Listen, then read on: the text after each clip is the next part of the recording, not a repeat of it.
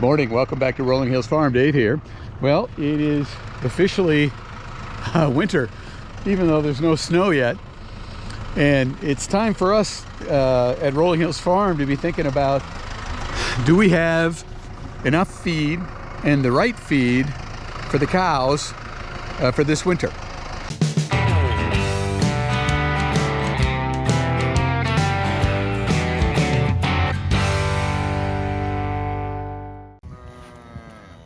Come on, guys, out on the pasture. Come on, Irving.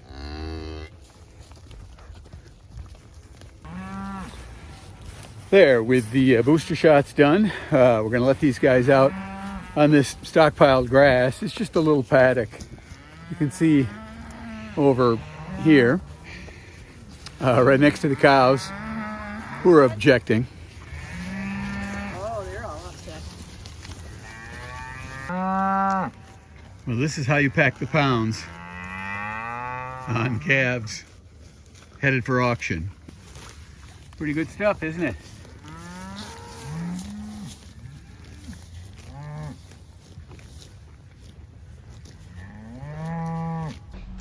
Last week's video about when to sell calves, how soon, provoked a really strong response from YouTubers in the comments. I'll put that video up right here for you to take a look at if you haven't already seen it. But the comments were just about 50-50 split between sell now and hold and feed hay. And I wanted this week to take a closer look at that hay and show you exactly what we've got to work with this winter. So you can see the cows are all up in the winter paddock now. We've closed off pasture for the main herd, and they're eating round bales, which is typical for us for usually early November. You know, come deer season, we like to have them out of the pastures. And you can see the pastures over here, everything's dead, everything's grazed down, and we really don't have any grass worth eating out in the big pastures.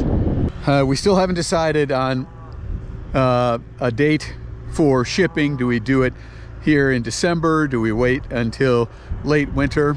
We're working on that and trying to evaluate you know, what the risk is versus getting rid of some of this feed.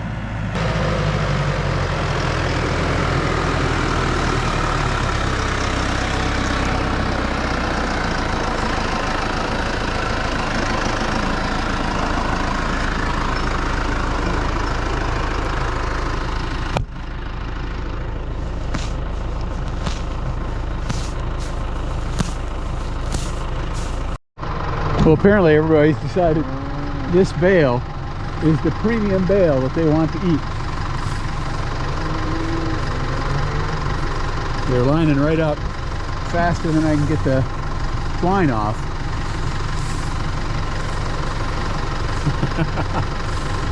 To get at the hay. Whoa. There.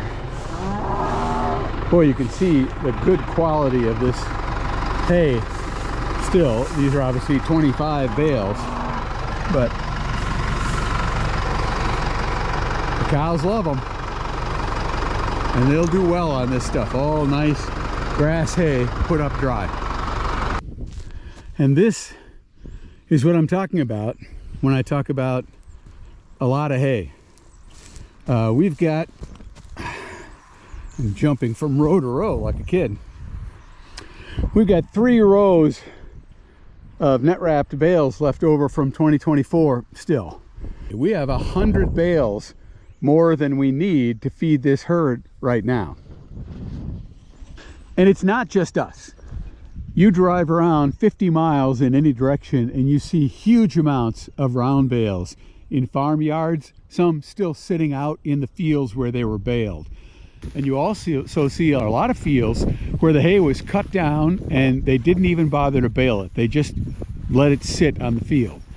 So there's a lot of hay available, maybe not high quality hay, but a lot of hay available in all directions from here.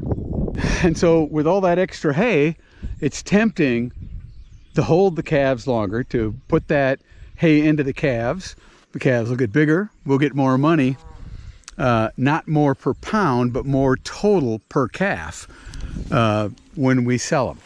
So that's the equation that's going in our minds right now. But there's more to that equation, and let me show you. The ground here is incredibly hard right now. You can see we just were driving over this with the tractor and we're barely even making any marks. We have not had rain, significant rain, in 2 months. The USDA says that we are officially in a drought in this part of Minnesota again. It's been off and on now for 2 years. We seem to get rain at key hay growing times, but we have had virtually no snow the last 2 winters, and boy, there's not much in the forecast right now. We've got a little early snowstorm, but look at this. I mean, there's still grass showing. This time of year we should have snowpack.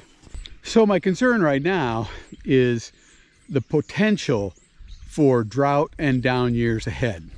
We've had 2 years of phenomenal hay growth, 2 record consecutive years. And those 2 years follow 2 out of 3 years of drought. So if we're headed into another drought, we could be looking at a hay shortage next year. Well, I don't really want to feed up all of my bales if I'm going to be short hay.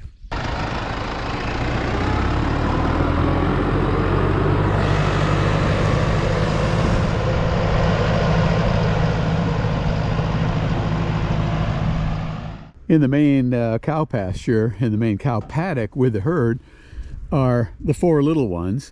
Our keeper heifer, Mary Beth, a steer for future slaughter, and then 2 really little ones who we're just going to let eat hay and grow. We've got plenty of hay for them. And that's one of the ways we're going to use up a little more hay.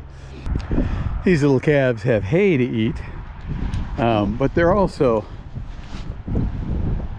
going into the creep over there.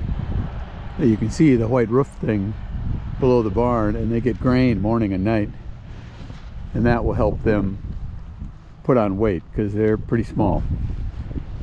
The cows are getting a little shot of grain to supplement for this marginal hay, and the feeder calves are getting grain, and that grain certainly is going to last us all winter. So one of the things we want to do now as next week's cold hits is get down some straw for these guys.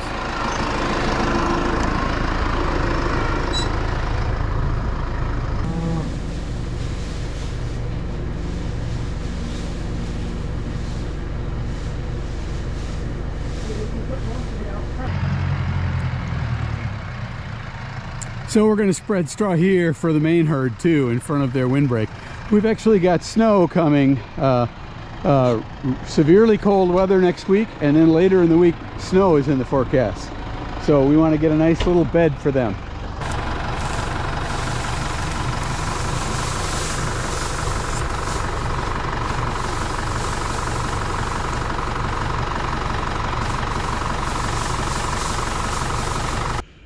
So it's a couple days later, and that forecast of snow flurries has been upgraded to 6 to 9 inches of snow. Now, it's a beautiful 45-degree morning, and I'm not sure I believe them, but just to be safe, it's time to get ready to get the tractor buckets in place and get ready to move snow.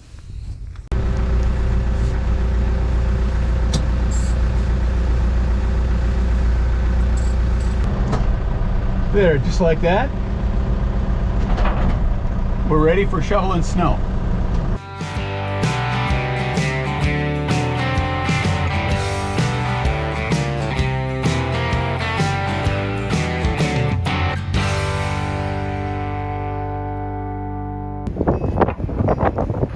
Well, forecast is accurate. Snow. This drift looks to be about 3 feet Snow and high winds this morning. There's a car going by, so that's quite a wind.